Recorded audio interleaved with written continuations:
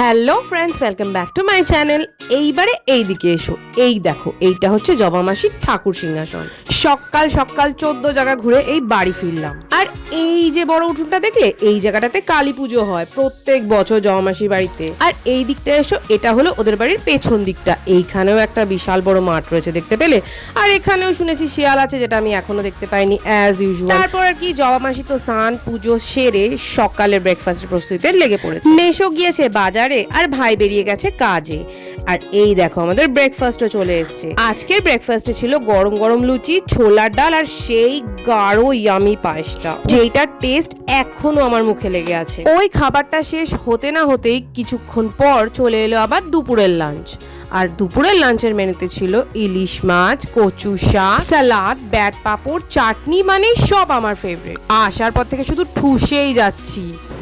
এই দেখেন, আমাকে মেহেন্দি করা দিয়েছে, তো ওর মেহেন্দি আর্টিস্ট এই হাতে পরিয়ে দিয়েছে। কেমন হয়েছি আমাকে বলবেন, ঠিক আছে? ওকে, তো আপনারা দয়া করে চ্যানেলটাকে একটু সাবস্ক্রাইব করুন। তো আপনারা তো কলকাতার মানুষ, আপনারা শিয়াল দেখতে পারেন, আপনারা শিয়ালের জন্য পাগল নেই, শিয়াল দেখেন আমার এই হাতের মেহেন্দিটা। তারপর আর কি, খাওয়া দাওয়া শেষ করে টুনটুনির বায়নায় ওকে আরো এক হাত মেহেন্দি পরিয়ে দিতে হলো। এইবারে শান্তি 2 হাত মেহেন্দি পরে নিয়েছে। উফ, চলো তাহলে এই 1.5 দিন অনেক মজা, অনেক মাস্তি, অনেক খাওয়া দাওয়া হলো। এইবার এখান দিয়ে যাওয়ার পালা। টুনটুনির জন্য সত্যি মনটা খুব খারাপ লাগছিল। আবার কবে দেখা হবে কে জানে। তবে হ্যাঁ, একদিনের সম্পর্কেই সারা জীবনের জন্য একটা কিউট পাগলি বনি পেয়ে গেলাম। এইটা ভেবেই মনকে সান্ত্বনা দিতে দিতে অনেকগুলো কিউট মেমোরির সাথে নিয়ে আমরা ওখান থেকে রওনা দিলাম।